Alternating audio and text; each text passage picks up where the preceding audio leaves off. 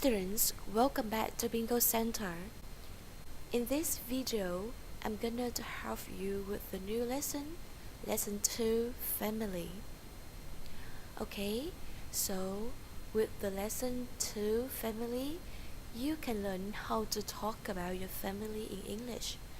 Do you have a big family? What do you like doing when you spend time with your family? So talking about family can be a good way to start a conversation in English. So it's useful if you know what to say and have some questions to ask.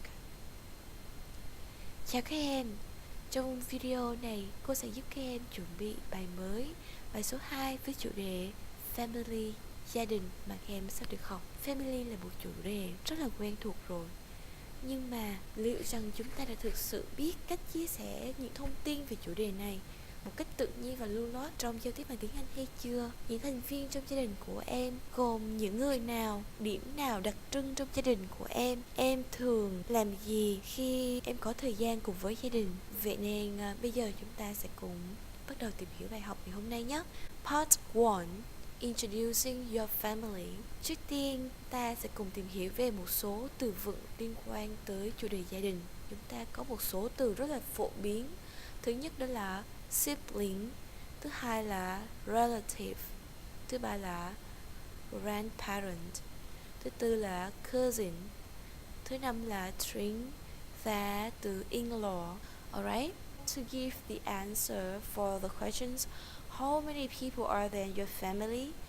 You could start with a simple sentence. You can say, there are 5 people in my family, or there are 10 people in my family, etc. For example, that's not too hard, but it's not so interesting either. Để trả lời cho câu hỏi là để giới thiệu gia đình của em, hoặc là để trả lời cho câu hỏi có bao nhiêu người trong nhà của em, thì những câu trả lời quen thuộc của chúng ta luôn là there are 5 people in my family, there are 10 people in my family. Những cái cách nói như vậy nó không khó chút nào, và tất nhiên là nó cũng không thú vị nữa. So you should say, vậy thì em có thể nói là những người đó là những người nào. For example, there are 10 people in my family. I have 2 sisters, 1 brother, my uncle and aunt, 2 grandparents, and my parents, of course. Or one more, you could say there are 4 people in my family, my wife, my 2 sons, and myself. Đó là cách trả lời. Chúng ta có thể, sau khi chúng ta kể ra là có bao nhiêu thành viên trong gia đình, thì chúng ta sẽ tự động thêm vào những thành viên đó là những người nào, để câu trả lời của chúng ta trở nên chi tiết và giúp cho người nghe có thể dễ dàng hiểu được. So the part 2, talking about brothers and sisters. How many brothers and sisters do you have? You could say, I had 2 brothers and 1 sister. I just one sister, or I'm an only child. So let's make it more interesting by adding more information. Are your brother and sister older or younger? Where are you in the family? Khi chúng ta nói về anh trai của mình hoặc là chị gái của mình, thì thường chúng ta chỉ nói đơn giản là I have 2 brothers and 1 sister, hoặc là I just had 1 sister. Bây giờ chúng ta hãy học cách làm sao để cho cách nói về anh trai và chị gái của chúng ta thú vị hơn, bằng cách chúng ta sẽ thêm thông tin vào. Cụ thể là để trả lời cho brother và sister này là chị gái hay là anh trai, và vị trí của em nằm ở đâu trong số đó. I have 2 older brothers and 1 older sister. I'm the youngest in the family. Đấy, ở câu ví dụ này các em đã thấy là câu nói của chúng ta đã trở nên rõ ràng hơn, đầy đủ thông tin hơn, đúng không? Thay vì chúng ta chỉ nói là I have two brothers and one sister, thì bây giờ chúng ta sẽ nói rõ hơn. I have two older brothers and one older sister. Và chúng ta nằm ở đâu trong gia đình của mình? I'm the youngest in the family. Okay? Or one more. I just had one sister who's 5 years older than me. Thay vì chúng ta nói là tôi chỉ có một chị gái, thì bây giờ chúng ta nói rõ thêm là chị gái đó lớn hơn chúng ta 5 tuổi. 5 years older than me. Okay? Or here, I'm the middle child. My brother is 2 years older, and I have a younger sister who's finishing university this year. Okay? Immediate and extended family. In English, we sometimes draw a line between your immediate family and your extended family. Trong tiếng Anh thì đôi khi người ta sẽ vạch rõ ra giữa immediate family và extended family. Thì bây giờ chúng ta sẽ làm rõ immediate family là gì và extended family là gì. Immediate family gồm chính em, anh chị em gái, anh chị em của em, bố mẹ em và ông bà của em. Thì đó được xem như là immediate family. Hoặc khi mà với những người đã kết hôn rồi thì sẽ gồm có là cặp vợ chồng đó, con cái của họ và bố mẹ của họ cùng sống chung trong gia đình. Còn extended family là gia đình mà không chỉ có chúng ta, bố mẹ chúng ta, ông bà chúng ta, mà trong đó chúng ta còn có dì, chú, bác, anh chị em họ của chúng ta nữa. Here is include family, uncles, aunts, cousins, nephew, niece, grandparents, grandchildren. Thì đó gọi là extended family.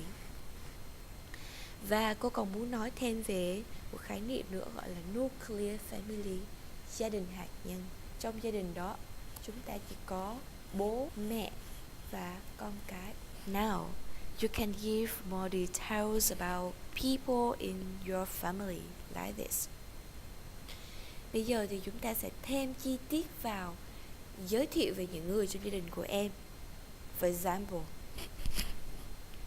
my immediate family is quite small because I'm an only child.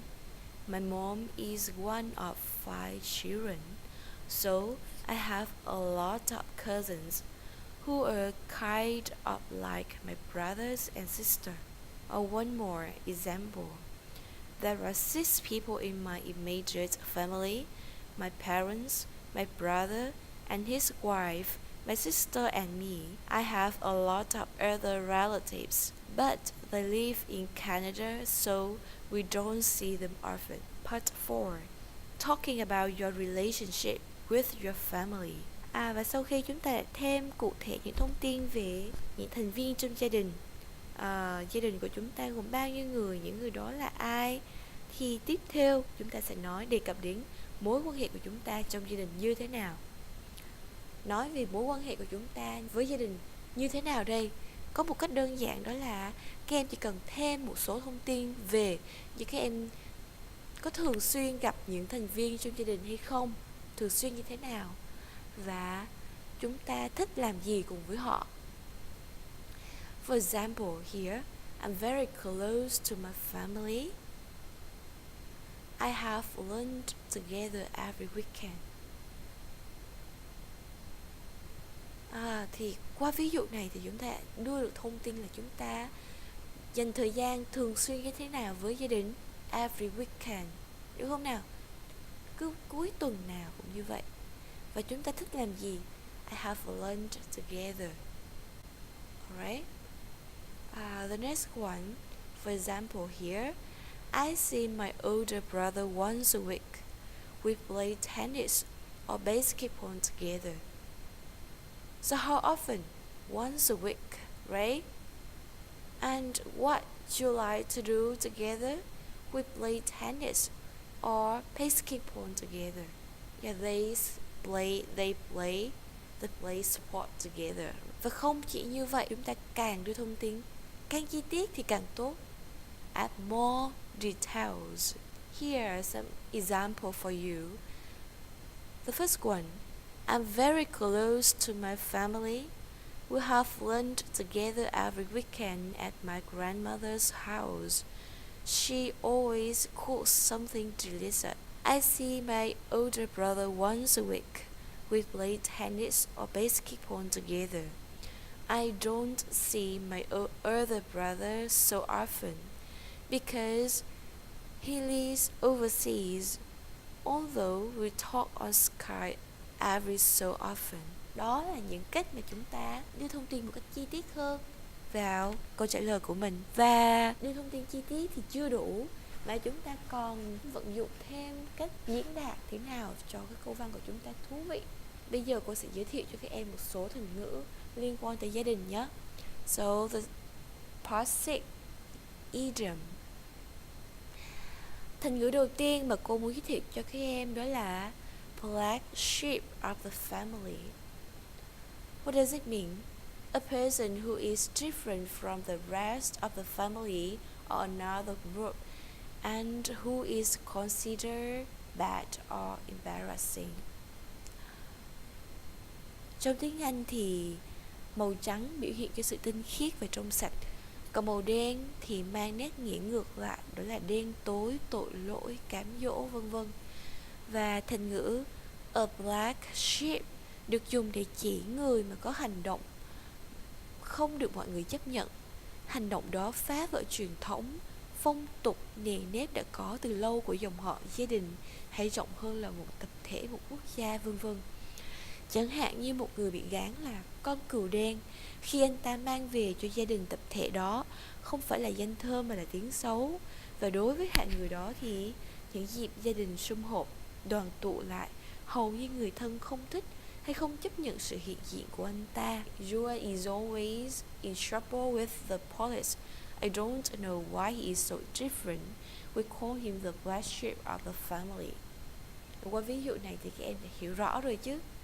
Yeah, and the next one, một thành ngữ khác đó là to run in the family. It means to be a common feature in a particular family. To run in the family có nghĩa là một tố chất, một đặc tính gì đó mà nó phổ biến trong gia đình.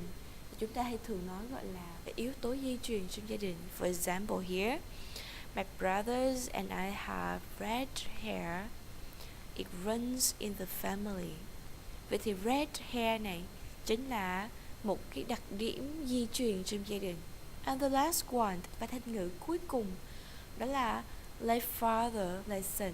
It means a son's character or behavior is similar to that of his father. Để nói về sự giống nhau của các thế hệ thành viên trong gia đình thì chúng ta hay nói cha nào con nấy, hay là con nhà Tông không giống lông cũng giống cánh, đúng không các em? Thì trong tiếng Anh người ta cũng có thành ngữ tương tự như vậy, đó là like father, like son. Và câu tục ngữ đồng nghĩa với câu này thì chúng ta có thể kể đến như là like mother, like daughter. Vậy là đó là 3 thành ngữ mà cô muốn giới thiệu với các em trong bài học ngày hôm nay. So finally, make a longer answer. Now you should be able to make a longer answer talking about your family. You should be able to talk about your relatives, your brothers and sisters, your children if you have any, or your relationship with your family. Và bây giờ thì các em đã có thể biết cách làm sao để làm cho câu trả lời của chúng ta dài hơn khi chúng ta trả lời về gia đình của mình. Các em để có thể biết cách để nói về những người thân trong gia đình của mình. Bây giờ cô sẽ giới thiệu cho các em một câu trả lời mẫu nhé. There are 5 people in my immediate family, although my extended family is quite a lot. I had 2 sisters, both younger, so I'm the oldest child. I don't have kids yet, but I'd like to have a big family one day. I see my parents and my sister quite often because we all live near each other, although I don't see my other relatives that much. And here, one more example answer. I come from a big family. I'm the fifth child, and I had three brothers and one sister. They all close to each other in age, but there's a big gap between them and me. I don't have children, but I have lots of nieces and nephews. I don't see my family often because I live in a different country, but I speak to them regularly and we all get together once or twice a year, which is always noisy but lots of fun. Alright, so here are the sample answers. What about you? Trying to make a longer answer? Take talking about your family, using the vocabulary and ideas from the lesson to help you. Next time you talk about your family in English, hopefully you have lots to talk about. Vậy thì cô đã hướng dẫn cho các em cách làm sao để chúng ta giới thiệu về gia đình của mình. Hãy nhớ là hãy làm cho câu trả lời của chúng ta trở nên dài hơn bằng cách thêm những chi tiết vào cho câu trả lời của chúng ta nhé. Hãy sử dụng những từ vựng, những thành ngữ và những ý tưởng ở trong bài học này để giúp cho câu trả lời của em trở nên tự nhiên và chi tiết hơn. Và cô hy vọng rằng sau video này thì các em đã có thể giới thiệu nhiều hơn về gia đình của mình trong tiếng Anh được. Alright, so that's all for this video. It's time to say goodbye and see you.